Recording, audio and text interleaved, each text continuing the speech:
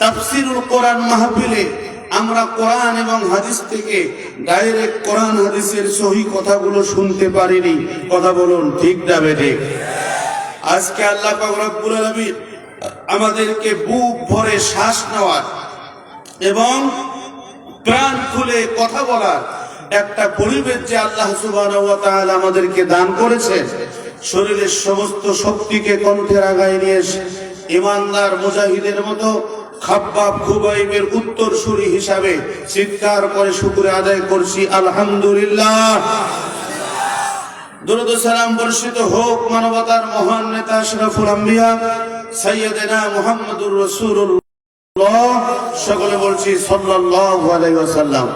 সম্মানিত বন্ধুগণ, হিলফুল ফুজুল সংগঠনের উদ্যোগে আয়োজিত আজকের ঐতিহাসিক তাফসীরুল কোরআন মাহফিল, আল্লাহ রাসূল সাল্লাল্লাহু আলাইহি ওয়াসাল্লাম তার জীবদ্দশায় 17 থেকে 18 বছর বয়সে এই সংগঠনটি কায়েম করেছিলেন। বলুন সুবহানাল্লাহ।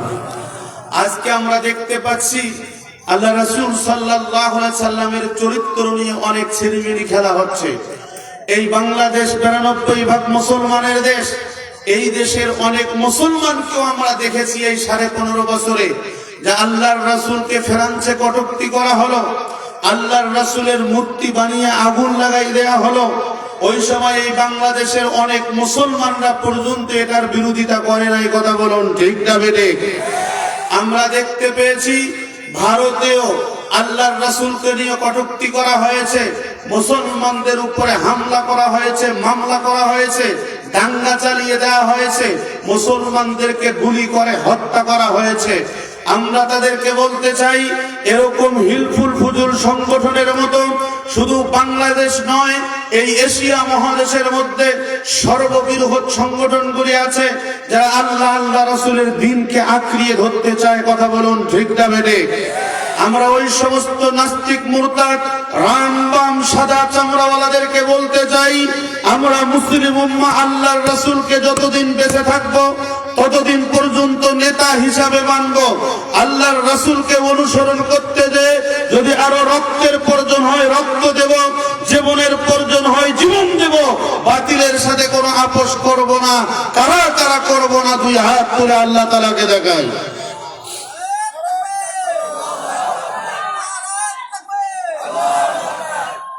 লিল্লাহে তাকবীর।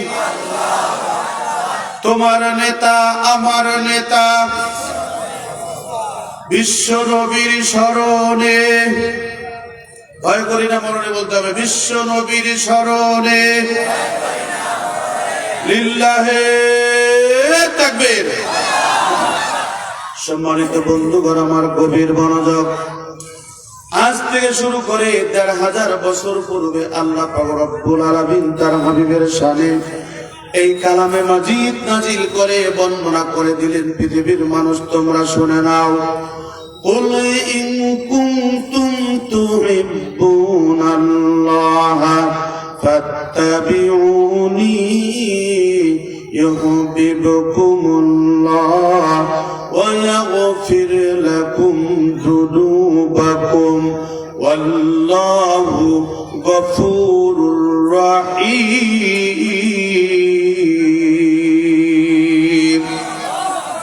ডান হাতটা তুলে বলতে হবে আল্লাহু আকবার। সম্মানিত বন্ধুগণ, আমার হাত নামান।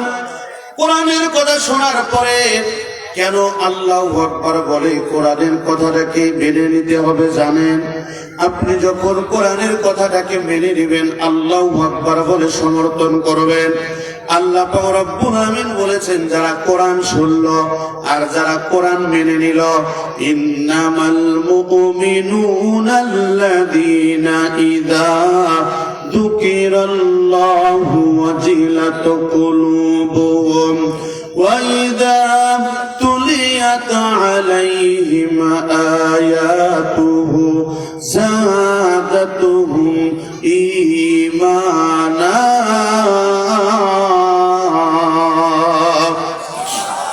আল্লাহ পাক রব্বুল আমিন বলেন, পৃথিবীর মানুষ শুনে নাও, যারা প্রকৃতপক্ষে কোরআনের কথাকে অনুসরণ করবে, অনুকরণ করবে, ইন্নামাল মুমিনুনা আল্লাযীনা ইযা যুকিরাল্লাহু ওয়াজিলাত কুলুবুহুম, যারা এই কোরআনের কথা শোনার পরে যার অন্তরের মধ্যে আঘাত আসবে, আহারে আমি যেই পথে আছি এই পথটাই হচ্ছে ভুল পথ, আর কোরআনের পথটাই হচ্ছে সঠিক পথ, এই কোরআনের পথ কোরআনের মতকে অনুসরণ করবে, এই কোরআনের পথ কোরআনের মতকে গ্রহণ করবে, আমি আল্লাহ পাক রব্বুল আলামিন তাদের ঈমান বাড়িয়ে দেব। চিৎকার করে বলুন সুবহানাল্লাহ। তাহলে কোরআন শুনলে ঈমান বাড়ে। কোরআন যত বেশি আপনি শুনবেন, এই তাফসীরুল কোরআন মাহফিল আপনারা এখানে লিখেছেন, এখানে আজে বাজে অন্য কোনো কথা বলার সময় নাই, আমরা ডাইরেক্ট কোরআন এবং হাদিস থেকে কথা শুনবো। কথা বলেন ঠিক যাবে ঠিক। সম্মানিত ভাইরা আমার, গভীর মনোযোগ। আল্লাহ পাক রব্বুল আলামিন তার হাবিবকে বলেছেন, হাবিব গো তোমার উম্মতদেরকে বলে দাও, এরা যদি আমার কাছে প্রিয় হতে চায়, এরা যদি আমার কাছে ভালো হতে চায়, কুল ইন কুনতুম তুহিব্বুনাল্লাহ ফাত্তাবিউনি, তারা যেন আপনাকে অনুসরণ করে, তারা যেন আপনাকে অনুসরণ করে। নবী গো, তারা যদি আপনাকে অনুসরণ করে, অনুকরণ করে, তাহলে আমি আল্লাহ তাআলা তাদেরকে ভালোবাসবো। ওয়ায়াগফির লাকুম যুনুবাকুম, আমি তাদের জীবনের অপরাধগুলো মাফ করে দিব। চিৎকার করে বলুন সুবহানাল্লাহ। সম্মানিত ভাইরা আমার, গভীর মনোযোগ। দেখুন, আমরা কোরআন এবং হাদিস থেকে এখানে কথা শুনছি। আল্লাহ তাআলা বললেন যে তার হাবিবকে অনুসরণ করতে হবে। আল্লাহ রাসূল সাল্লাল্লাহু আলাইহি সাল্লামের ব্যাপারে একজন লেখক, নাম হচ্ছে মাইকেল এইচ হার্ট, উনি 100 মনীষীর জীবনী লিখেছেন। এই 100 মনীষীর জীবনী লিখতে যে সবার আগে নবী মুহাম্মদুর রাসূলুল্লাহ সাল্লাল্লাহু আলাইহি সাল্লামের নাম দিয়েছেন। বলুন সুবহানাল্লাহ। ওনাকে ইংরেজ লেখকরা, খ্রিস্টান লেখকরা ধরে ফেলেছে যে আপনি নবী মুহাম্মদের নামটা সবার আগে দিলেন কেন? সম্মানিত ভাইরা আমার, গভীর মনোযোগ। মাইকেল এইচ হার্ট তাদেরকে বলল, পৃথিবীর মানুষ তোমরা শুনে নাও, আমি যখন 100 মনীষীর জীবনী লিখতে গেলাম, এই 100 মনীষীর জীবনী লিখতে যে একটা, দুইটা, তিনটা, চারটা বই নয়, এরকম হাজার হাজার বই আমাকে পড়তে হয়েছে। আমি হাজার হাজার বইয়ের উপরে গবেষণা করে আমি যেটা পেলাম সেটা হচ্ছে যে নবী মুহাম্মদুর রাসূলুল্লাহ সাল্লাল্লাহু আলাইহি ওয়াসাল্লামের জীবনীটা এত সূক্ষ্ম জীবনী, তার জন্ম থেকে মৃত্যু পর্যন্ত, তার রান্নাঘর থেকে রাষ্ট্রীয় জীবন পর্যন্ত এমন কোন বিষয় নাই যেই বিষয়ে নবী মুহাম্মদ কমপ্লিট আলোচনা করেন নাই। অতএব নবী মুহাম্মদুর রাসূলুল্লাহ সাল্লাল্লাহু আলাইহি ওয়াসাল্লাম যেই আলোচনাগুলো করেছেন, যেই কথাগুলো বলেছেন, এই কথাগুলো হচ্ছে গোটা বিশ্ববাসীর জন্য রহমত স্বরূপ। কথা বলেন ঠিক না বেঠিক? আল্লাহ নবী সাল্লাল্লাহু আলাইহি সাল্লামের ব্যাপারে আল্লাহ তাআলা নিজেই সার্টিফিকেট দিয়েছে। আমার দিকে তাকান, আল্লাহ তাআলা নিজেই সার্টিফিকেট দিয়ে বলেছেন, ওয়া মা আরসালনাকা ইল্লা রাহমাতাল লিল আলামিন।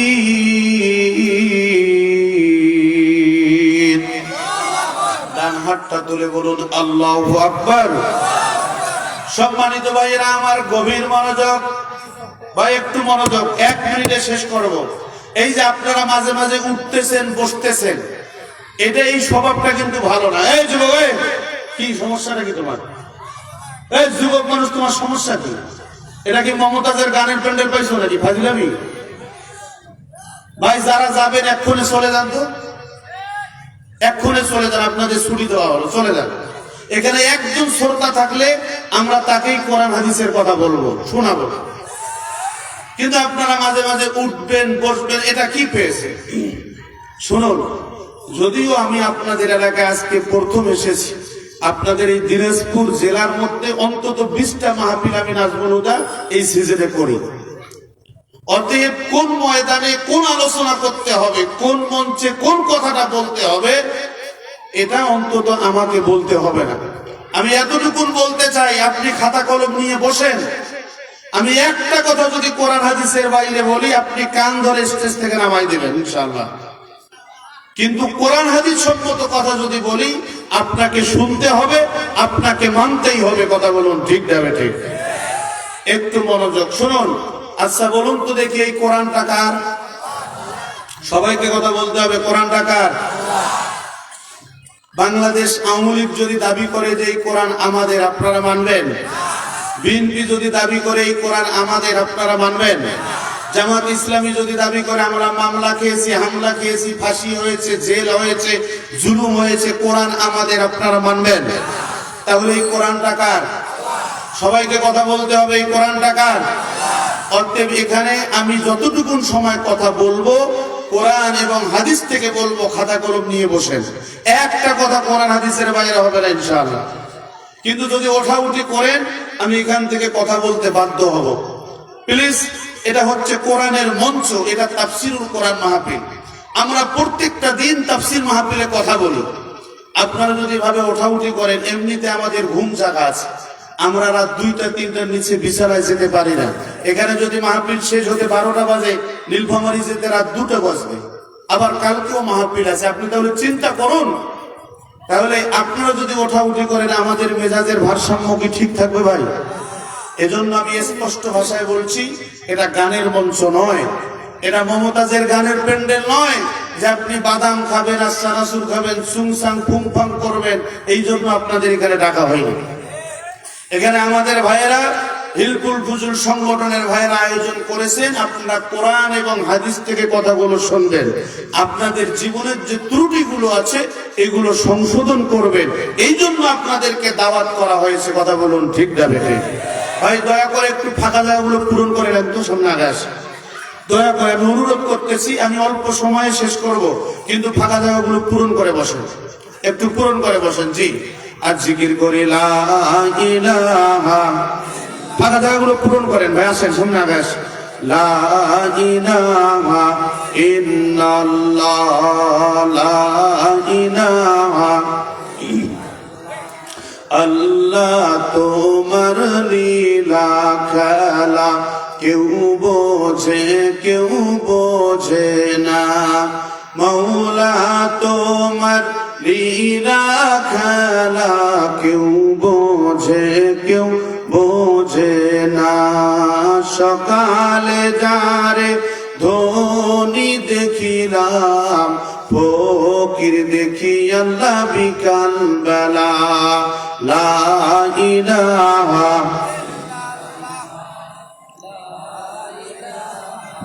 ইল্লাল্লাহ, লা ইলাহা ইল্লাল্লাহু মুহাম্মাদুর রাসূলুল্লাহ সাল্লাল্লাহু।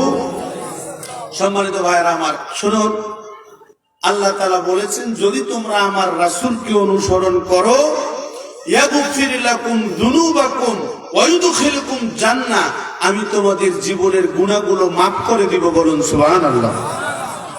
তাহলে আমরা আদর্শ নেতা হিসাবে মানব কাকে? নবী মুহাম্মদুর রাসূলুল্লাহ সাল্লাল্লাহু আলাইহি সাল্লামকে। কথা বলুন ঠিক না ঠিক? আল্লাহর রাসূল সাল্লাল্লাহু আলাইহি সাল্লামকে ব্যতীত আপনি আওয়ামী লীগ করেন, বিএনপি করেন, জামাত করেন, জাতীয় পার্টি করেন, জাসদ করেন, বাসদ করেন, আমি চ্যালেঞ্জ দিলাম, আপনি যদি মুসলমানের বাচ্চা হয়ে থাকেন, আপনি যদি ইমানদার হয়ে থাকেন, আপনার নেতা হবে আল্লাহর রাসূল। আল্লাহর রাসূল সাল্লাল্লাহু আলাইহি সাল্লাম ব্যতীত আপনার নেতা আর কেউ হতে পারে না। কথা বলুন ঠিক না ঠিক? সম্মানিত ভাইরা আমার, গভীর মনোযোগ। আল্লাহর নবী সাল্লাল্লাহু আলাইহি ওয়াসাল্লাম তার মায়ের পেট থেকে যখন দুনিয়াতে আসলেন, তার মা, তার বাবা, মায়ের পেটে থাকতেই তার বাবা বিদায় নিয়ে চলে গেছে। মা যখন আসলেন, মা 5-6 বছর বয়সী দুনিয়া ছেড়ে চলে গেল। আল্লাহর রাসূল সাল্লাল্লাহু আলাইহি সাল্লামের জীবনী ভালো করে পড়ে দেখবেন, আল্লাহর নবী 12 বছর বয়সে তার চাচার সাথে বিভিন্ন ব্যবসা বাণিজ্যের সাথে জড়িয়ে পড়েন। যখন তার 17-18 বছর বয়স হলো, ওই মক্কার জমিনের মধ্যে এক শ্রেণীর মানুষ ক্ষুধার্ত ছিল, যেই মানুষগুলোর পরনে কোনো কাপড় ছিল না, যেই মানুষগুলোর কোনো খাবার ছিল না, যেই মানুষগুলোর বস্ত্রের অভাব ছিল, ওষুধের অভাব ছিল, ওই মানুষগুলোর পাশে দাঁড়ানোর জন্য আল্লাহর নবী হিলফুল ফুজুর একটা সংগঠন কায়েম করলেন। চিৎকার করে বলুন সুবহানাল্লাহ। আজকে আমাদের দেশে যুবক ভাইদের উদ্দেশ্যে বলছি, অনেকগুলো সংগঠন আছে। কিছু কিছু সংগঠন আছে তোমাকে বিড়ি খাওয়া শেখাবে, কথা বলেন ঠিক না বেড়ে? কিছু কিছু সংগঠন আছে গাঁজা খাওয়া শেখাবে। যুবকদেরকে বলবো, আল্লাহ রাসূল সাল্লাল্লাহু আলাইহি ওয়াসাল্লামের অনেক বড় লম্বা হাদিস, বুখারী এবং মুসলিমের অনেক বড় লম্বা হাদিস, যে কিয়ামতের মাঠে কঠিন মুসিবতের সময় একজন ব্যক্তি 5টা প্রশ্নের উত্তর না দিয়ে এক পা অগ্রসর হতে পারবে না। আগে এই 5টা প্রশ্নের উত্তর দিতে হবে, তারপর তার পা বাড়াতে হবে। চিৎকার করে বলুন আল্লাহু আকবার। তার মধ্যে 1 নম্বর প্রশ্ন হচ্ছে, হে মুসলমান ভালো করে শুনুন, 1 নম্বর প্রশ্ন হচ্ছে, যুবক ভালো করে শোনো, যে তোমার যৌবন কালটা কোন পথে অতিবাহিত করেছো? কথা কি বোঝা গেছে? আপনার আমার যে যৌবনকাল চলছে, যুবক ভালো করে শোনো, এই যৌবনকালের একটা রুকু, এই যৌবনকালের একটা সিজদা, এই যৌবনকালের সুবহানাল্লাহ বলা, এই যৌবনকালের আলহামদুলিল্লাহ বলা, এই যৌবনকালের আল্লাহু আকবার বলা এবং বৃদ্ধকালের আল্লাহু আকবার বলার মধ্যে আসমান এবং জমিন ডিফারেন্স আছে। কথা বলুন ঠিক না বেঠিক? এই যুবক ভালো করে শোনো, তুমি কোন লোককে বন্ধু বানাবে? আজকে আমাদের সমাজটা পচে গেছে, বিশেষ করে মোবাইল হয়ে, হোয়াটসঅ্যাপ হয়ে, ইমু হয়ে, ইন্টারনেট হয়ে আমরা ঘরে ঘরে ঘরে ঘরে সন্তানদেরকে নষ্ট করে ফেলছি। সন্তানরা জাহান্নামের দিকে যাচ্ছে। কথা বলুন ঠিক না বেঠিক? আজকে সন্তানরা তাদের ঈমান নষ্ট করে ফেলছে। এজন্য হিলফুল ফুজুলের মতো সংগঠন, যেই সংগঠনগুলোর লক্ষ্য উদ্দেশ্য হচ্ছে আল্লাহর রাসূল সাল্লাল্লাহু আলাইহি সাল্লামের সুন্নাহকে প্রাধান্য দেওয়া। সম্মানিত ভাইরা আমার, আমরা বিগত দিনে দেখেছি এই দেশের মাটিতে যেই যুবকরা 5 ওয়াক্ত নামাজ পড়ে, যেই যুবকরা টাকুরের উপরে প্যান্ট পরে, যেই যুবকরা টাকুরের উপরে লুঙ্গি পরে, যেই যুবকরা নিজেই সালাত আদায় করে, ওই যুবকরা এই জমিনের মধ্যে যখন ইসলামকে অনুসরণ করতে গেছে, অনুকরণ করতে গেছে, জালিমরা সহ্য করতে পারে নাই। ওই জালিমরা যুবকদেরকে জঙ্গি ট্যাগ লাগিয়ে বিভিন্ন মামলা হামলা দিয়ে ওই যুবকদেরকে গ্রেফতার করেছে। কথা বলুন ঠিক না বেঠিক? আল্লাহ পাক রব্বুল আলামিন বলেছেন, ওয়া মাকারু ওয়া মাকারাল্লাহ আল্লাহু খায়রুল মাকিরিন।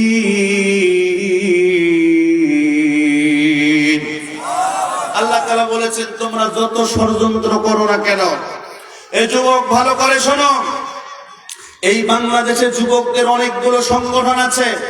এই বাংলাদেশের কিছু যুবক তোমাকে জাহান্নামে নিয়ে যাবে, আবার কিছু যুবক আছে, তুমি নামাজ পড়ো কিনা, তুমি রোজা রাখো কিনা, তুমি তোমার চোখ হেফাজত করো কিনা, তুমি তোমার ঈমান ঠিক মতো রেখে জীবনযাপন করছো কিনা, আজকে এগুলো তদারকি করে। কথা বলুন ঠিক না বেরে? অতএব যুবকদের জেনে বুঝে তারপর সংগঠনে শামিল হওয়া উচিত। যেই সংগঠন তোমাকে জাহান্নামে নিয়ে যাবে, যেই সংগঠন তোমাকে ইসলাম থেকে দূরে নিয়ে যাবে, যে সংগঠন তোমাকে ইসলাম থেকে বিচ্ছিন্ন করবে, ওই সংগঠন কোনো ব্যক্তির করা জায়েজ নাই। কথা বলুন ঠিক না বেরে? আজকে বৈষম্য বিরোধী ছাত্র আন্দোলনে এই যুবকরা 15.5 বছর কেন, যেই যুবকদের ভোট 17-18 বছর বয়সে উঠেছিল, এই 15.5 বছর তারা দেখেছে যত দিন গেছে প্রত্যেকটা দিন গেছে যুবকদের অধিকার ক্ষুণ্ণ হয়েছে। যেই যুবকরা বৈষম্য বিরোধী ছাত্র আন্দোলনে শামিল হয়েছেন, এই যুবকদের জন্ম অনেকের 97 পরে। এরা মাঠে দাঁড়িয়ে, রাস্তায় দাঁড়িয়ে, রাজপথে দাঁড়িয়ে, বিশ্ববিদ্যালয়ে দাঁড়িয়ে একটাই স্লোগান দিয়েছে, আমরা অধিকার চাই, আমরা মেধার প্রাধান্য চাই। কথা বলুন ঠিক না বলে? তৎকালীন প্রধানমন্ত্রী বলেছিল যে আমি কি মুক্তিযোদ্ধার সন্তানদেরকে চাকরি দিব না তার কি রাজাকারের সন্তানদেরকে দিব, এই কথা বলেনি? এই কথা বলেন না কেন? বলছে কি বলে নাই? তখন আমাদের যুবক ভাইয়েরা বলেছিল, চেয়েছিলাম অধিকার, হয়ে গেলাম রাজাকার।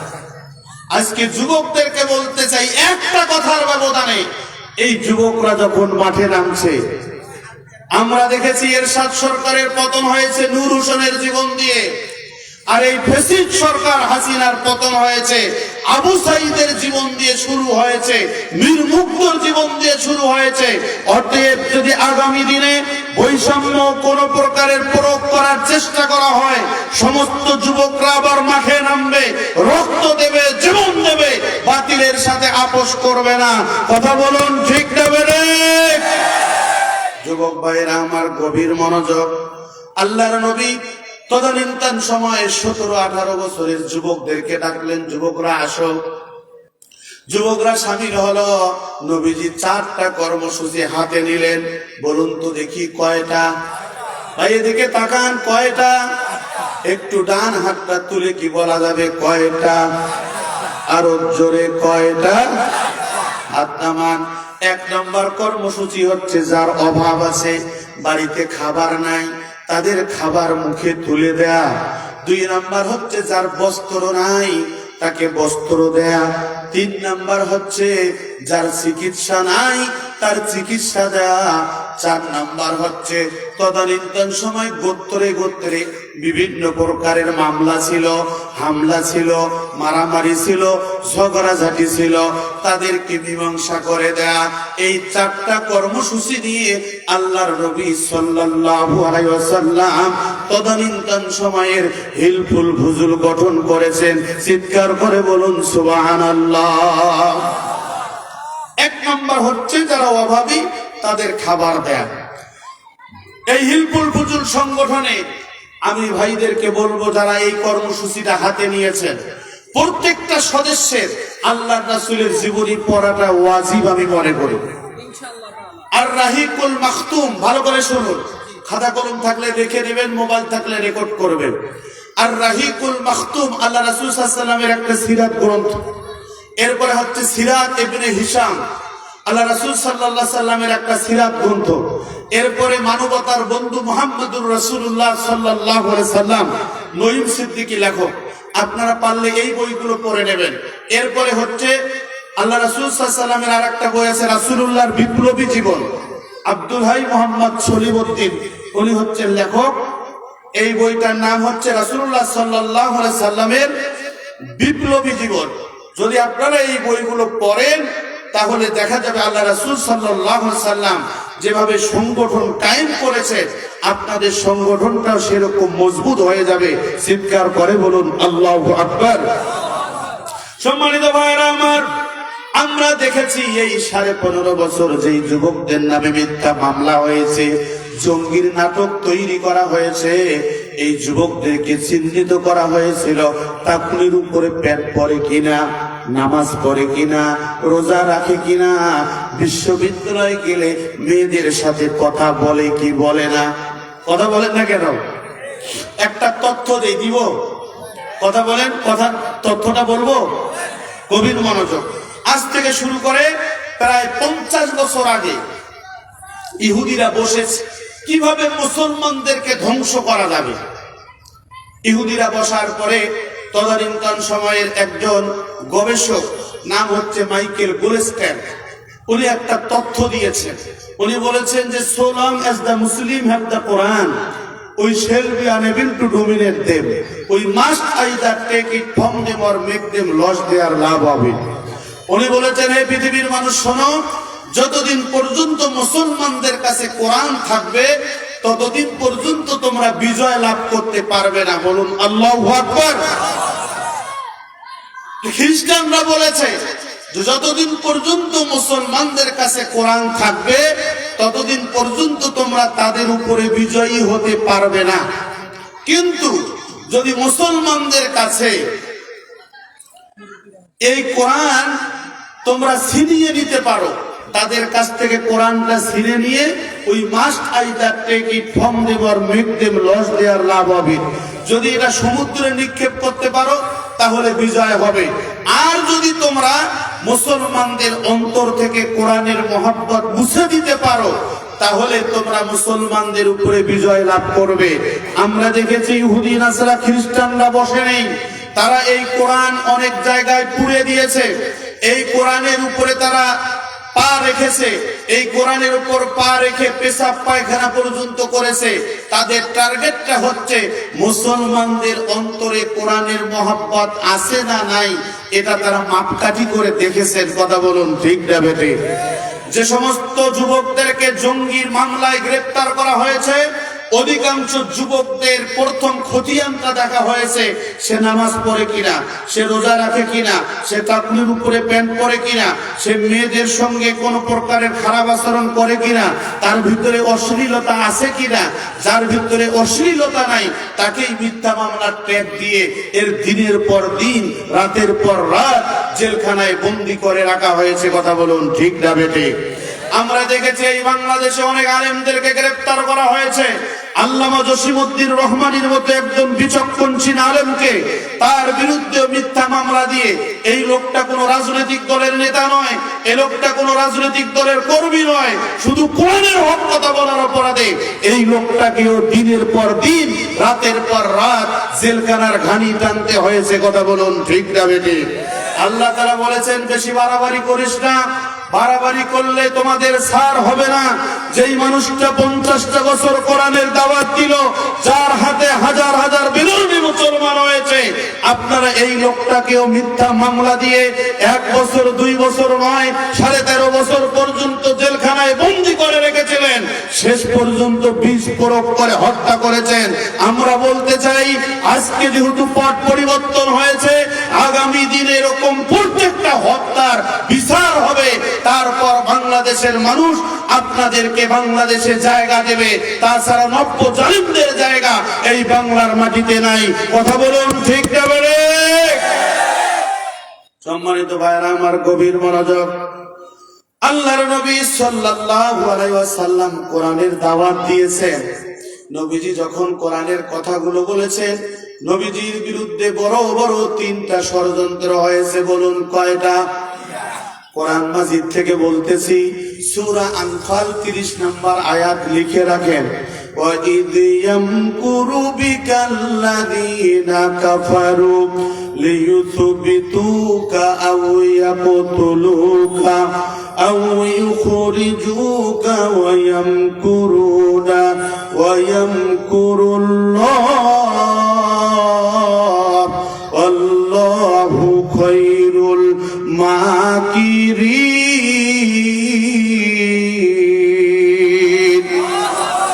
সম্মানিত ভাইরা আমার, হিলফুল ফুজুল সংগঠনের আমার প্রিয় ভাই উনি বলেছেন, ভাই এই মঞ্চে কোনো রাজনৈতিক বক্তব্য দেবেন না, কেননা এই হিলফুল ফুজুল সংগঠনে আওয়ামী লীগের লোকজন, বিএনপির লোকজন, জামাতের লোকজন সবার সাথে আমাদের সুসম্পর্ক। আমি বলতে চাই, আমি নীলফামারী থেকে আপনাদের এলাকায় এসেছি। আমি কি চেয়ারম্যান ক্যান্ডিডেট নাকি? আমি কি আপনাদের এলাকায় চেয়ারম্যান ইলেকশন করব যে আমাকে রাজনৈতিক কথা বলতে হবে? কথা বলেন। কিন্তু আমার কথা হচ্ছে, কোরআন যেটা বলেছে এটা যদি আমি না বলি, বর্তমান প্রেক্ষাপটের যেটা দাবি এটা যদি আমি না বলি, আল্লাহ তাআলার কাছে ঘোড়া খেতে হবে। কথা বলুন ঠিক না বেঠিক? শুনুন ভালো করে, হিলফুল ফুজুল সংগঠন করলে আল্লাহর রাসূলের বিরুদ্ধে 3টা ষড়যন্ত্র হয়েছে। আপনি যদি প্রকৃতভাবে আল্লাহর রাসূলের অনুসারী হয়ে থাকেন, আপনার বিরুদ্ধে 3টা কেন, আপনার বিরুদ্ধে 3 তিরিকা 9টাও ষড়যন্ত্র হতে পারে, 9 10 90টা ষড়যন্ত্র হতে পারে। কিন্তু আপনি আল্লাহর রাসূলকে অনুসরণ করলে ওই সাহাবা আজমাইনদের মতো তারা রক্ত দিয়েছেন, জীবন দিয়েছেন, আল্লাহর রাসূলের পিছপা হননি। কথা বলুন ঠিক না বেরে? আপনিও হবেন না। ভালো করে শুনুন সম্মানিত ভাইরা আমার, আল্লাহর নবীর বিরুদ্ধে 3টা ষড়যন্ত্র হয়েছে। গভীর মনোযোগ। আপনি আমি যদি হিলফুল ফুজুল করতে যাই, আমাদেরকেও রাজাকার বলবে। কথা বলেন না কেন? আমাদেরকেও আলবদল বলবে, আমাদেরকেও বলবে এটা জামাত শিবিরের সংগঠন, এটা করা জায়েজ নাই, এটা করার দরকার নাই। কেননা আমরা সমাজের মধ্যে কেন বিচ্ছিন্ন হব? সবচেয়ে আমার মনটা ভরে গেছে যখন আমি মাগরিবের সময়, মাগরিবের পর এখানে আসলাম। আপনারা বেশ কয়েকটা মাদ্রাসার স্টুডেন্টদেরকে ডাকছেন, তাদের হাতে উপহার তুলে দিয়েছেন। আলহামদুলিল্লাহ, আপনারা যে কোরআন প্রিয়, আপনারা যে ইসলাম প্রিয়, এখান থেকে প্রমাণিত হয়েছে। ও বন্ধু, আমি বুঝার জন্য শুধু বলছি, আমি নীলফামারী থেকে আপনাদের কাছে এসেছি। আমি শুধু আপনাদের কাছে কোরআনের দাওয়াতের কথাগুলো বলতে চাই। আমি আপনাদের সাথে কোনো দ্বিমত করতে চাই না। আপনারা প্রত্যেক বছর এখানে তাফসিরুল কোরআন মাহফিল করেন। এই তাফসিরুল কোরআন মাহফিল অনেকে সহ্য করতে পারে নাই। এই 15.5 বছরে তাফসিরুল কোরআন মাহফিল করতে যে 144 হয়েছে। এই তাফসির মাহফিলের উপরে মিথ্যা মামলা হয়েছে, হামলা হয়েছে। অনেক বক্তাদেরকে দেশ ছাড়তে হয়েছে, অনেক বক্তাদের বিরুদ্ধে মিথ্যা মামলা হয়েছে, অনেক বক্তারা জেলখানার ঘানি টানছেন। কিন্তু আজকে বাংলাদেশের আকাশে বাতাসে কালিমার পতাকা উড্ডীন হওয়ার মতো পরিবেশ হয়ে গেছে। আগামী দিনে এই সংগঠনকে আরো শক্তিশালী করতে হবে এবং ইসলামকে পরিপূর্ণরূপে বিজয়ী করতে হবে। তাহলে এই সংগঠন সফলতা অর্জন করবে।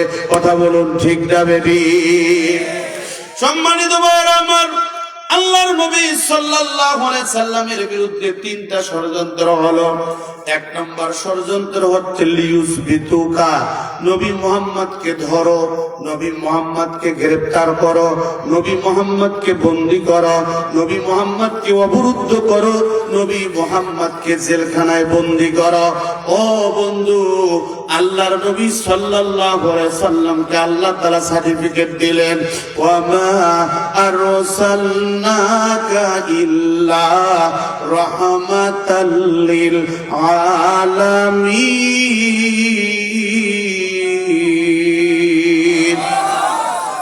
যেখানে আল্লাহ তাআলা বললেন যে আপনি হচ্ছেন বিশ্ব নবী, আপনি হচ্ছেন বিশ্ব নেতা, আপনি হচ্ছেন সব কিছুর উপরে রহমত, ওই নবীকে তারা ধরে 1 দিন 2 দিন 3 দিন নয়, আর রাহিকুল মাখতুমে এসেছে, সিরাত ইবনে হিশামে এসেছে। আল্লাহ রাসূল সাল্লাল্লাহু আলাইহি ওয়াসাল্লামের সিরাত গ্রন্থগুলো কোন কোন গ্রন্থকার বলেছেন 3 বছর, কোন কোন গ্রন্থকার বলেছেন যে আল্লাহর নবী সাল্লাল্লাহু আলাইহি ওয়াসাল্লাম 3.5 বছর পর্যন্ত আল্লাহর কথা বলার অপরাধে শিয়াবে আবু তালেবের জেলখানায় ছিলেন। কথা বলুন, ঠিক না বেঠিক? আমাদের জেলখানায় ভাত পাওয়া যায় না? এখানে জেলে গেছেন এরকম কেউ আছেন নাকি? হাত তোলেন তো দেখি কে আছে। জানেন এরকম কেউ নেই আপনারা? যাক, আপনারা খুব ভালো মানুষ। ভালো মানুষও গত 15 বছরে জেলে গেছে, ঠিক না বেঠিক? আমি বুঝার জন্য বলতেছি আপনাদেরকে, শুনুন। বাংলাদেশের জেলখানায় ভাত পাওয়া যায়, ডাল পাওয়া যায়, গোশত পাওয়া যায়, ডিম পাওয়া যায়, আপনি যা চাবেন টাকা হলে সব মিলবে। কিন্তু আল্লাহ নবী সাল্লাল্লাহু আলাইহি সাল্লাম যেই জেলখানায় ছিলেন, এই জেলখানার মধ্যে তাদের যে খেজুর, তাদের যে পানি, তাদের যে খাবার, সমস্ত কিছু শেষ হয়ে গেছে। আল্লাহ নবী যেই জেলখানায় ছিলেন, তারা গাছের পাতা চিবে চিবে খেয়েছেন, বকরির নাদির মতো পায়খানা করেছেন। আল্লাহ নবী সাল্লাল্লাহু আলাইহি সাল্লামের কোনো অপরাধ ছিল না। অপরাধ ছিল একটাই, আল্লাহ নবী কোরআনের দাওয়াত দিয়েছেন। কথা বলুন, ঠিক না বেঠিক? আব্দুল্লাহর ছেলে মুহাম্মদ ভালো মানুষ, এটা মক্কার প্রত্যেকটা লোক স্বীকার করেছে, মক্কার প্রত্যেকটা নেতা স্বীকার করেছে। নবী মুহাম্মদকে আলামিন বলেছে, নবী মুহাম্মদকে আস-সাদিক বলেছে, নবী মুহাম্মদকে তারা বিভিন্ন উপাধি দিয়েছে। সেই নবী মুহাম্মদকে তারা 3.5 বছর জেলখানায় রাখলো। হে আমার ভাইয়েরা, আমি আপনাদের কাছে বিচার দিলাম, নবী মুহাম্মদ কোরআনের কথা বলার অপরাধে, ইসলামের কথা বলার অপরাধে যদি 3.5 বছর জেলখানায় থাকে, আপনি আমি নবীর উম্মত হলে সারা জীবন জেলখানায় থাকার লাগতে পারে। কথা বলুন, ঠিক না বেঠিক? আমরা দেখেছি বিগত দিনে মুসলিম উম্মাহ রক্ত দিয়েছেন, জীবন দিয়েছেন, জেলখানার ঘানি টেনেছেন। আমরা বলতে চাই, আমরা আল্লাহর রাসূলকে অনুসরণ করতে যে 1 দিন 2 দিন 3 দিন নয়, সারা জীবন যদি জেলখানায় থাকতে হয়, আমরা জেলখানায় যেতে রাজি। যদি ইসলামকে অনুসরণ করার কারণে, অনুকরণ করার কারণে আমাদের নামে মিথ্যা মামলা দিয়ে ফাঁসির রায় দেওয়া হয়, হাসতে হাসতে ফাঁসির রশি গলায় দিতে প্রস্তুত। বাতিলের সাথে কোনো আপদ হবে না, কারা কারা করবো না, দুই হাত তুলে আল্লাহ তাআলাকে দেখায়। লিল্লাহে তাকবীর। আল্লাহর রাসূল স্মরণে লিল্লাহে তাকবীর। সম্মানিত ভাইরা আমার, তাহলে এক নম্বর ষড়যন্ত্র হলো নবীজির বিরুদ্ধে যে তাকে গ্রেফতার করো, তাকে জেলখানায় ভরো। আর আমরা এমন মোত্তাকি, এই বাংলাদেশে 85,000 পীর আছে। কয় হাজার পীর? ভালো করে শুনুন, এই বাংলাদেশ এমন একটা দেশ, যেই দেশের মধ্যে ল্যাংটাও পীরও আছে। ল্যাংটা বোঝেন তো নাকি? আমার কথা বুঝতে সমস্যা হচ্ছে? লোকটার পরনে কোনো কাপড় নাই, গোটা শরীরের অঙ্গ প্রত্যঙ্গ দেখা যাচ্ছে, ওই লোকটা ল্যাংটায় আছে। সবাই বলতেছে যে বাবার ভিতরে জিনিস আছে। বলেন নাউজুবিল্লাহ। এই দেশের মাটিতে গাজা বাবা আছে, এই দেশের মাটিতে খাজা বাবা আছে। আমি দেখেছি আপনাদের দিনাজপুর থেকেও অনেকগুলো গাড়ি যায় দক্ষিণবঙ্গে ফাল্গুন মাস, বড় বড় গরু নিয়ে আর বড় বড় ছাগল নিয়ে তারা যাচ্ছে যে নতুন ঈদের চাঁদ উঠেছে আর রশিদও গায়ে, ঠিক না বেটে? এভাবে গরু নিয়ে যাচ্ছে বাবার মাজারে, নামাজ পড়ে না, রোজা রাখে না, ইসলামের কোনো বালাই নাই তার ভিতরে, বিড়ি খায়, গাঁজা খায়, মদ খায়, মানুষকে দেখলে হু হা জিকির করে, ও নাকি বড় আল্লাহর ওলি। চিৎকার করে বলুন নাউজুবিল্লাহ। বলতেছে কেরামান কাতেবিন, রোজ হাসরের দিন আল্লাহর দরবারে যদি করে অভিযোগ, আমি বলবো দুনিয়ায় ছিলাম ল্যাংটা বাবার লোক আসরা নাই। চিৎকার করে বলো নাউজুবিল্লাহ। শুনুন, হক্কানি পীর মাশায়েখদের বিরুদ্ধে আমরা নই, কিন্তু যারা হক্কানি পীর চেনার উপায় হচ্ছে, আপনি যে পীরের মুরিদ হলে ওই লোকটা বেনামাজি ছিল, নামাজি হয়ে গেছে, ওই লোকটার বেরোজদারি ছিল, রোজাদার হয়ে গেছে, ওই লোকটা গাঁজা খেয়েছিল, গাঁজা খাওয়া ছেড়ে দিয়েছে, ওই লোকটা মদ খেয়েছিল, মদ খাওয়া ছেড়ে দিয়েছে, দাড়ি আছে, টুপি আছে, পাঞ্জাবি আছে, ওই লোকটার পারিবারিক জীবনের পরিবর্তন হয়েছে, অর্থনৈতিক জীবনের পরিবর্তন হয়েছে, সামাজিক জীবনের পরিবর্তন হয়েছে, রাজনৈতিক জীবনের পরিবর্তন হয়েছে। ওই লোকটা হচ্ছে হক্কানি পীরের মুরিদ। কথা বলুন ঠিক না বেটে? কিন্তু আমরা দেখেছি বাংলাদেশে পীরের মুরিদ হয় বিড়িখোর, আর পীরের মুরিদ হওয়ার পরে হয় গাঁজাখোর। কথা বলেন না কেন? বলে ধলো কলকি মারো টান, খাজা বাবার আসে কান, মহিরা গেলে সঙ্গে কিছুই যাবে না। এই তলিকার লোক আছে না নাই? এরা গাঁজা খায়, মদ খায়, হুহা জিকির করে, আর বলে যে পানির তলে মোমবাতি জ্বলে, হাওয়া বাতাস লাগে না। খাজা বাবার মুরিদ হলে নামাজ রোজা লাগে না। এরকম ভণ্ড আমাদের এলাকায়, আমাদের দেশে আছে। কথা বলুন ঠিক না বেটি? মুসলমান ভাইরা আমার, আমি শুধু বুঝ তৈরি করার জন্য কথাগুলো বললাম। এই 15.5 বছরে শেখের বেটি হাসিনা আমাদেরকে কিছু যদি নাও দেয়, একটা জিনিস দিয়েছে, আমরা হক আর বাতিল চিনেছি। কাল সকালবেলা ঠিক বলেন, কথা বলেন ঠিক না বেটে? আমরা এইটা চিনতেছি, হক আর বাতিল এটা চিনেছি। এই 15.5 বছরে যেই পীরদের বিরুদ্ধে মিথ্যা মামলা হয়নি, যেই পীরদেরকে ফুলের বিছানা দেওয়া হয়েছে, যেই পীরদেরকে এরকম সোফার চেয়ার দেওয়া হয়েছে, যেই পীরদেরকে মিথ্যা মামলা করা হয়নি, হামলা করা হয়নি, ওই পীরদেরকে টাকার বিছানায় দেওয়া হয়েছে। আর এক শ্রেণীর আলেমদের বিরুদ্ধে মিথ্যা মামলা করে জেলখানায় বন্দী করে রাখা হয়েছে। এটার দ্বারা প্রমাণিত হয়েছে এই বাংলাদেশে 85,000 পীরের মধ্যে 5টা পীর হক্কানি পীর নাই। কথা বলুন ঠিক না বেটে? এই ভণ্ডদের বিরুদ্ধে আপনাকে আমাকে কথা বলতে হবে, আপনাকে আমাকে সমাজ কায়েম করতে হলে এই ভণ্ডদেরকে উৎখাত করতে হবে। বৈষম্য বিরোধী ছাত্র আন্দোলনের পরে যেই পথ পরিবর্তন হয়েছে, এই পথ আমাদেরকে পরিবর্তন করে শিক্ষা দিয়েছে যে আমাদের সমাজ থেকে বৈষম্য দূর করতে হলে এই ভণ্ড পীরদেরকে আগে শায়েস্তা করতে হবে। কথা বলুন ঠিক না বেটে? সম্মানিত ভাইয়েরা আমার, ভালো করে শুনুন। মহিলাদের সম্পর্কে আলোচনা আমি করবো ইনশাআল্লাহ, যেহেতু আপনারা বলেছেন, কিন্তু যে পয়েন্টটা শুরু করেছি পয়েন্টটা একটু শেষ করে দিই। দেখুন, আল্লাহর নবীকে তারা গ্রেফতার করে 3.5 বছর পর্যন্ত জেলখানায় রেখেছেন। আর আমাদের দেশের পীর বড় বড় মুরগির রান খায়, আমাদের দেশের মুসলমান বড় বড় মুরগির রান খায়, মোষের মধ্যে তেল মালিশ করে, আর মসজিদে শুতে জান্নাত খোঁজে। কথা বলুন ঠিক না বেঠিক?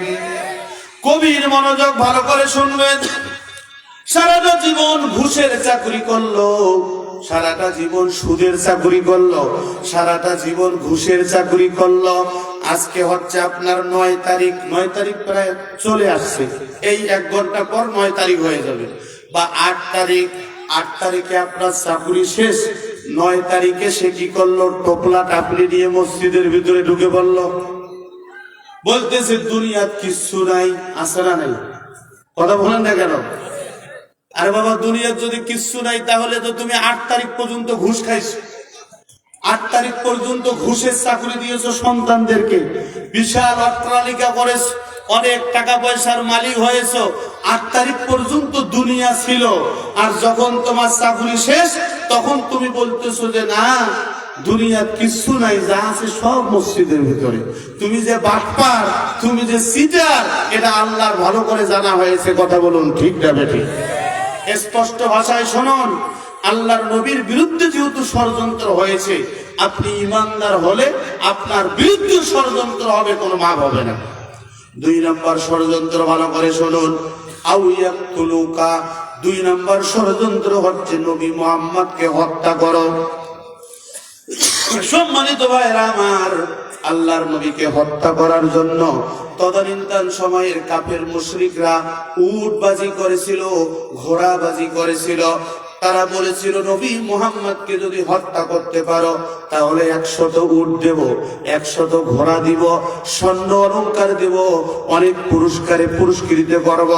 কাফের মুশরিকরা আল্লাহর নবী সাল্লাল্লাহু আলাইহি ওয়াসাল্লামকে হত্যা করার জন্য এরকম অনেক পুরস্কার তারা ঘোষণা করেছিল, কিন্তু নবী মুহাম্মদকে তারা হত্যা করতে পারেন নাই। তার কারণ হচ্ছে নবী মুহাম্মদ তার জীবনের মালিক, বিশ্বাস করেন তার হায়াতের মালিক, তার মউতের মালিক কেবলমাত্র আল্লাহ তাআলা। কথা বলুন ঠিক না বেঠিক? যে ইমানদার হবে, যে ব্যক্তি প্রকৃত অনুসারী হবে আল্লাহর রাসূলের, যে ব্যক্তি প্রকৃত ভাবে আল্লাহর রাসূলকে অনুসরণ করবে, অনুকরণ করবে, ওই ব্যক্তি মনে করে যে হায়াত দেওয়ার মালিক আল্লাহ, মৃত্যু দেওয়ার মালিক আল্লাহ তাআলা। কথা বলুন ঠিক না বেঠিক? আল্লাহ তাআলা যদি কাউকে রক্ষা করেন তাকে কেউ বাঁচাতে পারবে? কথা বলুন, বাঁচাতে পারবে?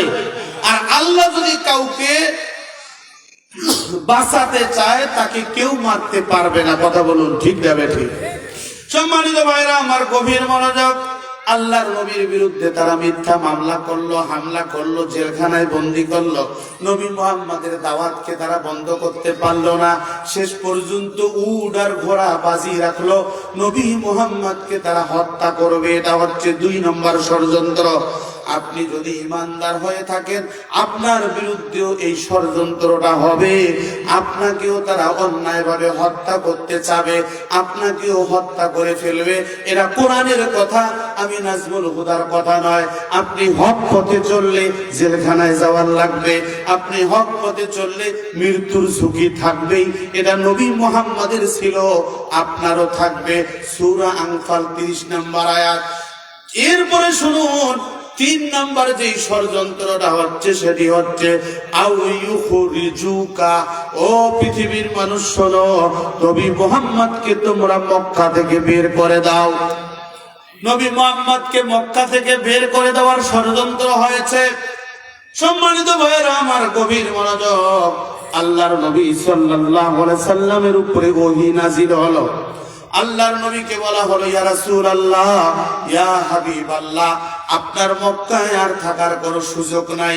আল্লাহর নবী সাল্লাল্লাহু আলাইহি ওয়াসাল্লাম মনে মনে একটু ভাবলেন, আহারে, যেই মক্কায় আমার জন্মভূমি হয়েছে, যেই মক্কায় আমি বেড়ে উঠেছি, যেই মক্কার সঙ্গে আমার খেলাধুলার সম্পর্ক আছে, যেই মক্কার লোকগুলি আমাকে আলামিন বলেছে, যেই মক্কার লোকগুলি আমাকে আসসাদিক বলেছে, সেই মক্কার লোকগুলি আমাকে কেন মক্কা থেকে বের করে দেবে?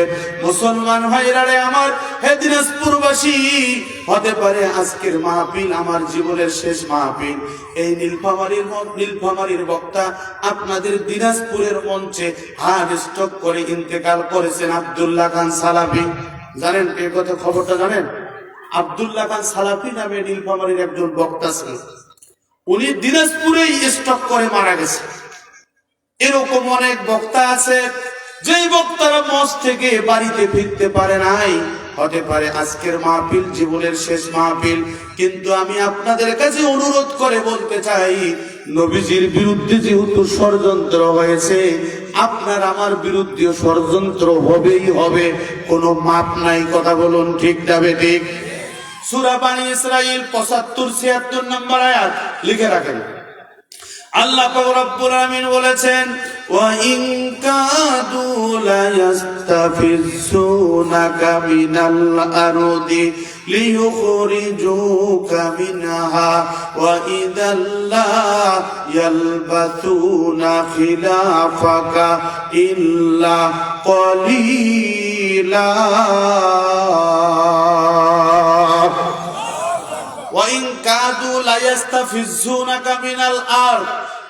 আল্লাহ তাআলা বলতেছেন, নবীজি তারা দৃঢ় সিদ্ধান্ত নিয়েছে এই জমিনের মধ্যে লিয়ুখরিজুকা মিনহা, তারা আপনাকে মক্কা থেকে বের করে দিবেই দিবে, তারা আপনাকে মক্কায় থাকতে দিবে না। ওয়া ইদাল্লা ইয়ালবাতুনা খিলাফাকা ইল্লা কলিলা, এরা আপনাকে মক্কা থেকে বের করে দিয়ে এখানে রাজতন্ত্র কায়েম করবে। আবু জেহেল চেয়েছিল নবী মুহাম্মদকে মক্কা থেকে বের করে দিয়ে ওই মক্কার ভিতরে আবু জেহেল তার নেতৃত্ব চালাবে, আবু জেহেলের পরে তার ছেলে চালাবে, আবু জেহেলের বংশধর ব্যতীত আর কেউ এই রাজত্ব চালাবে না। মুসলমান ভাইরা রে আমার, আল্লাহ তাআলা এখানে বললেন ইল্লা কলিলা, ইল্লা কলিলা, নবীজি অল্প সময় রাজত্ব করবে।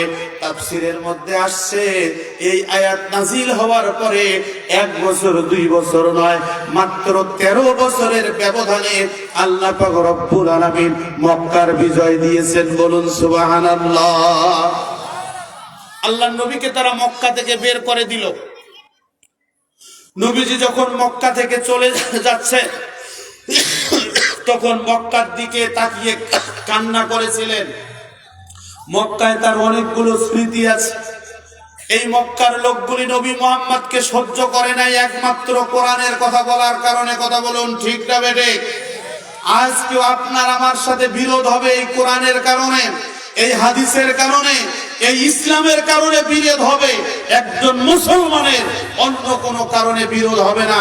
আজকে আমাদের সমাজে মসজিদ নিয়ে বিরোধ, আজকে আমাদের সমাজে মাদ্রাসা নিয়ে বিরোধ, আজকে আমাদের সমাজে ধর্মীয় উপাসনালয় নিয়ে বিরোধ। এগুলো নিয়ে থাকবে কেন? আজকে শয়তান এই কাজগুলোর মধ্যে জায়গা নেয়। কিন্তু আমরা সেখানে বিরোধ সৃষ্টি না করে আমরা মুসলমানে কিভাবে দ্বন্দ্ব করা যাবে, আমরা এইটার প্রতিযোগিতায় নেমে পড়ছি। ও যদি একটা মসজিদ দেয় আমি একটা দিতে পারবো না কেন? ও যদি মাদ্রাসা দেয় আমি দিতে পারবো না কেন? এভাবে সমাজটাকে টুকরো টুকরো টুকরো টুকরো করে আমরা বিচ্ছিন্ন ভাবে একজন আরেকজনের মধ্যে দ্বন্দ্ব লাগাচ্ছি। কথা বলুন ঠিক না বেঠিক? আমি আসার সময় কাহারোলে নামাজ পড়লাম। কাহারোলে, এই কাহারোলে যেখানে আমি এই মসজিদে নামাজ পড়লাম, ওই মসজিদের মুসল্লিরা বলতেছে যে শুক্রবারের দিনে মসজিদে খুরমা দিয়েছে। কথা বুঝছেন তো আমার? এই খুরমা বিতরণকে কেন্দ্র করে মসজিদের মধ্যে কথা নিয়ে অনেক বাড়াবাড়ি, শেষ পর্যন্ত আরো একটা মসজিদ হবে। আসেনটা কোথায়? এটা কি আমরা চেয়েছিলাম? আপনার সাথে দ্বন্দ্ব হবে শুধু ইসলামের কারণে, সামান্য বিষয় নিয়ে কোনো ঝগড়া হবে না। কিন্তু আমাদের সমাজে সামান্য বিষয় নিয়ে এ ধরনের বিরোধ হচ্ছে। সম্মানিত ভাইরা আমার, নবীজিকে তারা যখন মক্কা থেকে বের করে দিবে, ভালো করে শুনুন, নবীজি চিন্তা করলেন, আহারে আমাকে মক্কা ছাড়তে হবে কেন? এই মক্কায় তো আমি বেড়ে উঠেছি, এই মক্কার লোকদের সাথে আমার সুসম্পর্ক। আল্লাহ পাক রব্বুল আলামিন বলেছেন, সুন্নাত মান ক্বাদ আরসালনা ক্বাবলাকা মির রুসুলিনা ওয়ালা তাজিদু লিসুন্নাতিনা তাহবিলা। দুই হাত তুলে বলুন আল্লাহু আকবার। সম্মানিত ভাইরা আমার, আল্লাহ তাআলা বলেছেন সুন্নাত, সুন্নত। এই দাড়ি যেমন করে রাখাটা সুন্নত, টুপি মাথায় দেয়া যেমন করে সুন্নত, পাঞ্জাবি গায়ে দেয়া যেমন করে সুন্নত, তেমন করে আল্লাহ তাআলা তার হাবিবকে বলতেছেন যে সুন্নাতা মান ক্বাদ আরসালনা ক্বাবলাকা মির রুসুলিনা। তোমার পূর্বে যত রসুল অতিক্রম হয়েছে, কোন রসুল তার জন্মভূমিতে থাকতে পারে নাই। আমার কথা কি বুঝতেছেন? ওই জন্মভূমির লোকগুলি, ওই স্বজাতির লোকগুলি, ওই স্বজাতির লোকগুলি নবীদেরকে বাড়ির থেকে বের করে দিয়েছে, সমাজ থেকে বের করে দিয়েছে, সমাজ থেকে বিচ্ছিন্ন করেছে। নবীদের সিরাত পড়ে দেখবেন, নূহ আলাইহিস সালাতু ওয়াস সালাম জাতির কাছে জায়গা পায়নি, মুসা আলাইহিস সালাতু ওয়াস সালাম জাতির কাছে জায়গা পায়নি, ইব্রাহিম আলাইহিস সালাতু ওয়াস সালাম জাতির কাছে জায়গা পায়নি, ঈসা আলাইহিস সালাতু ওয়াস সালাম জাতির কাছে জায়গা পায়নি। আপনি আমি কি এমনটা বড় ঈমানদার হলাম, সবাই আমাদের বন্ধু হয়, এটা প্রকৃত ঈমানদারের পরিচয় নয়। আপনি ঈমানদার হলে আপনার শত্রু থাকবেই, আপনার শত্রুতা হবে একমাত্র ইসলামের কারণে। আর আপনিও বলবেন বাঁচলে ইসলামের জন্য বাঁচবো, মরলে ইসলামের জন্যই মরবো, বাতিলের সাথে কোনো আপোষ করব না। কথা বলুন ঠিক না বলে? আল্লাহ তাআলা বললেন, নবীজি আপনাকে মক্কা ছাড়তে হবে। এর আগের নবীরাও তাদের জন্মভূমিতে থাকতে পারে নাই, তুমিও থাকতে পারবে না। আজকে আমরা যারা ইসলামী অনুশাসন মেনে চলার চেষ্টা করেছি, আমাদেরকেও বাংলাদেশ থেকে বের করে দেওয়ার ষড়যন্ত্র করেছিল। কথা বলে না কেন? ষড়যন্ত্র করেছিলেন যিনি। আমরা বাংলাদেশের মানুষ চেয়েছিলাম পদত্যাগ, আল্লাহ তাআলা চিরতরের জন্য দেশ ত্যাগ করে বের করে দিয়েছেন। কথা বলুন ঠিক না বেঠিক? আল্লাহর নবী সাল্লাল্লাহু আলাইহি ওয়াসাল্লাম মক্কা থেকে মদিনায় চলে গেলেন। মদিনার মানুষগুলি আল্লাহর নবীকে সবচেয়ে যেটা বড় চেয়ার, এই চেয়ারটা রাষ্ট্রপতির চেয়ার, সবচেয়ে বড় চেয়ারটা ওই মক্কার লোকগুলি, মদিনার লোকগুলি আল্লাহর রাসূলকে দিয়ে দিল। মুসলমান ভাইরা রে আমার, নবীজি সাল্লাল্লাহু আলাইহি ওয়াসাল্লাম হচ্ছেন মদিনার রাষ্ট্রপতি। ওই মদিনার রাষ্ট্রপতির চেয়ারে বসে বিশ্ব নবী সাল্লাল্লাহু আলাইহি ওয়াসাল্লাম মুসলিম বিশ্বের কাছে ইসলামের দাওয়াত দেওয়া শুরু করেছিলেন। চিৎকার করে বলুন সুবহানাল্লাহ।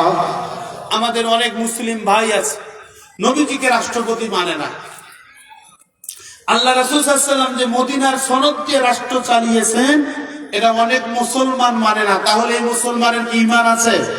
কথা বলুন, এই মুসলমানের ঈমান আছে? নেই। সম্মানিত ভাইরা আমার, আমি বলেছিলাম নবীজির একটা লম্বা হাদিস আমি শেষের দিকে বলবো। আল্লাহর নবী সাল্লাল্লাহু আলাইহি ওয়াসাল্লাম বলেছেন, যুবক ভালো করে শোনো, আল্লাহর নবী বলেছেন, যুবক রে, কিয়ামতের মাঠে কঠিন মুসিবতের সময় 5টা প্রশ্নের উত্তর না দিয়ে কেউ এক পা অগ্রসর হতে পারবে না। তার মধ্যে 1 নাম্বার হচ্ছে, যুবক তোমার যৌবন কাল কোন পথে কাটিয়েছো। কোন যুবক যদি চিন্তা করে আমার যৌবন কালের বিচার হবে, ওই যুবক কখনো কোনো মেয়ে মানুষের সাথে টাঙ্কি মারতে পারে না। কথা বলুন ঠিক না বেঠিক? কোন মেয়ে মানুষকে সময় দিতে পারে না, কোন মেয়ে মানুষের সাথে অশ্লীল কথা বলতে পারে না, কোন মেয়ে মানুষকে সুযোগ দিতে পারে না। আজকে আমাদের সমাজ নষ্টের মূল কারণ হচ্ছে অধিকাংশ যুবকরা অশ্লীলতার সাথে জড়িত। কথা বলুন ঠিক না বেঠিক? আল্লাহ রাসূল সাল্লাল্লাহু আলাইহি সাল্লাম যেইভাবে চুল রেখেছেন, আমাদেরকে ওইভাবে চুল রাখতে হবে। আল্লাহ নবী সাল্লাল্লাহু আলাইহি সাল্লাম যেই পোশাক পরেছেন, আমাদেরকে ওই পোশাক পরতে হবে। আল্লাহ রাসূল সাল্লাল্লাহু আলাইহি সাল্লাম যেভাবে কথা বলেছেন আমাদেরকে ঠিক ওইভাবে কথা বলতে হবে। কিন্তু আমাদের দেশের ছেলেরা, অধিকাংশ যুবকরা স্টাইলিস্ট হিসাবে আমরা দেখেছি ভারতকে অনুসরণ করে, ভারতের নায়কদেরকে অনুসরণ করে, আর মেয়েরা ভারতের নায়িকাকে অনুসরণ করে। এরা হচ্ছে জাহান্নামে যাওয়ার পথ বেছে নেয়, এরা জান্নাতের পথ বেছে নেয় না। কথা বলুন ঠিক না বেঠে? একজন যুবক প্যান্ট পরেছে, সে যখন রুকুতে যায় তার পাছার সমস্ত পশমগুলো দেখা যায়। এই প্যান্টটা পরে কি তার নামাজ হবে? এই কথা বলেন না কেন, নামাজ হবে?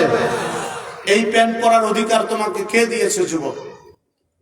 ভালো করে শুনুন।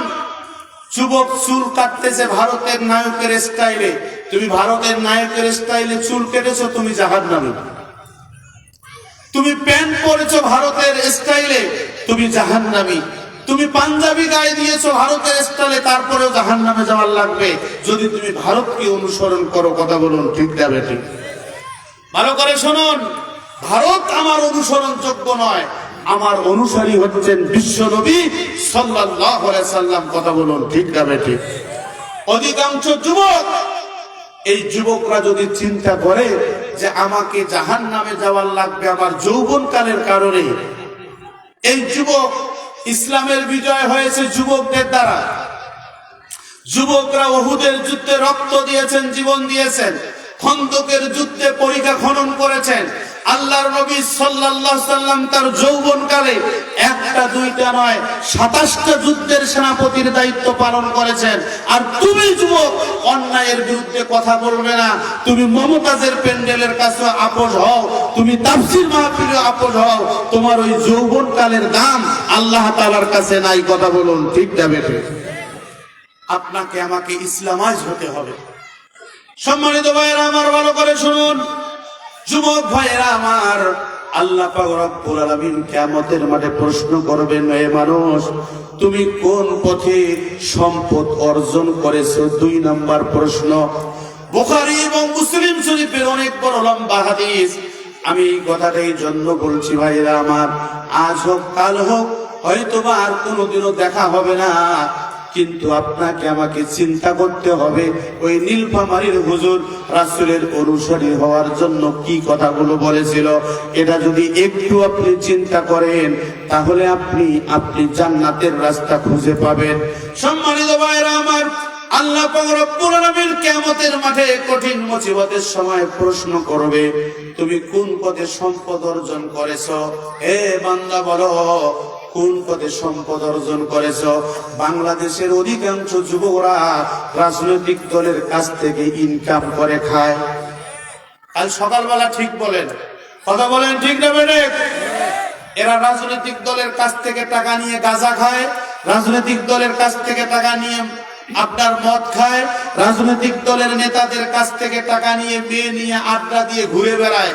এ যুবক, তুমি আজকে যেই নেতার পিছনে ছুটছো, যেই নেতার পিছনে যে টাকা অর্জন করছো, যেই নেতার পিছনে ঘুর ঘুর করে তুমি অন্য মেয়ে নিয়ে ঘুরে বেড়াচ্ছ, আর আজকে বলতেছো আগেই ভালো ছিলাম, তুমি হচ্ছে আফসোস লীগের লোক। এই আফসোস করে কোনো লাভ হবে না, তোমাকে জাহান্নামে যাওয়ার লাগবে। কেননা কোন রাজনৈতিক দল থেকে যারা ইনকাম করেছে সমস্ত ইনকাম হচ্ছে হারাম ইনকাম। কথা বলুন ঠিক না বেঠে? খলাফায়ে রাশেদার যুগ ইতিহাসটা নিয়ে আসুন। হযরতে উমর, হযরতে ওসমান, হযরতে আলী রাদিয়াল্লাহু তাআলা আনহুম আজমাইন, প্রত্যেকের সম্মানী ভাতা ছিল, খলিফাদের সম্মানী ভাতা দেয়া হতো। হযরত উমরের জামানা থেকে এটা শুরু হয়েছে।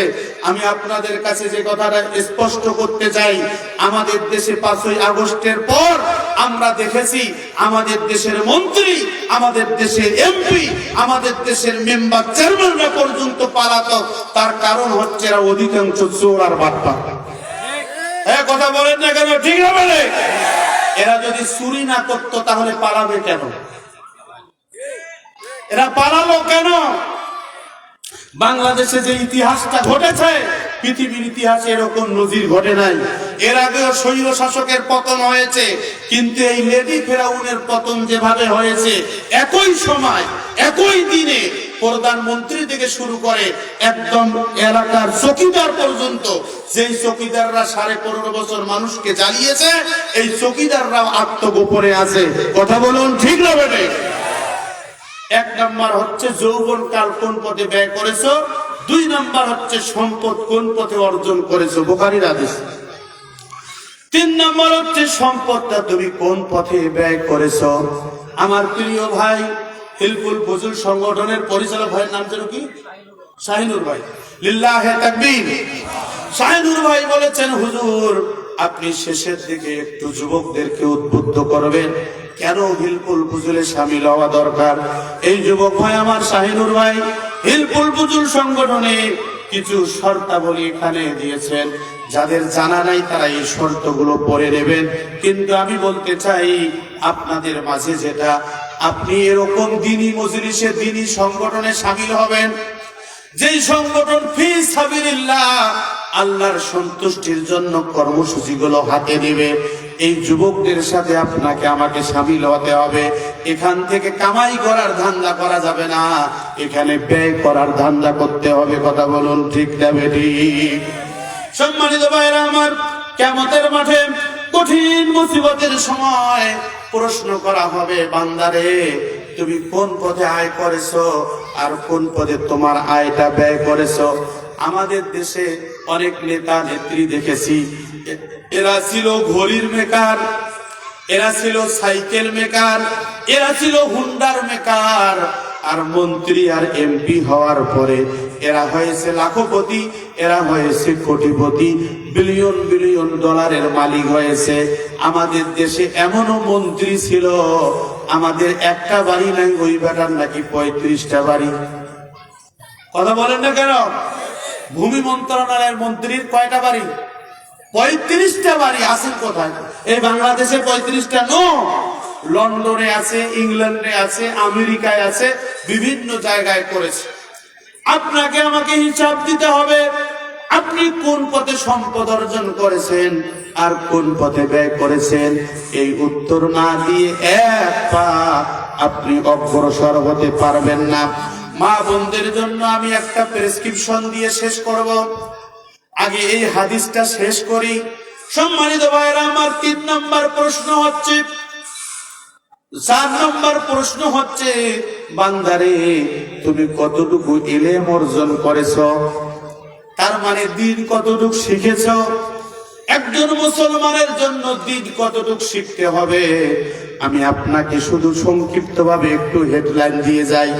একজন মুসলমানের সন্তানের জানা উচিত ফরজ কাকে বলে, ওয়াজিব কাকে বলে, কবিরা গুনাহ কাকে বলে, ইসলাম কি, জাহিলিয়াত কি, এটা চিনতে হবে, জানতে হবে। কোন মুসলমান যদি ফরজ এবং ওয়াজিব আদায় করে আর কবিরা গুনাহ থেকে বিরত থাকে, ওই মুসলমানকে আল্লাহ তাআলা জান্নাত দিবেন। চিৎকার করে বলুন সুবহানাল্লাহ।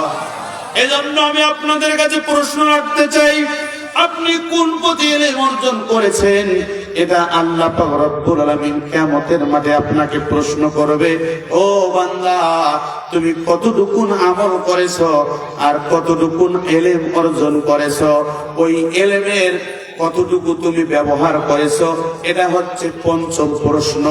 এই 5টা প্রশ্নের উত্তর না দিয়ে আল্লাহর কোন বান্দা এক পা অগ্রসর হতে পারবে না। লিল্লাহে তাকবীর। তাহলে আমরা কি জানলাম?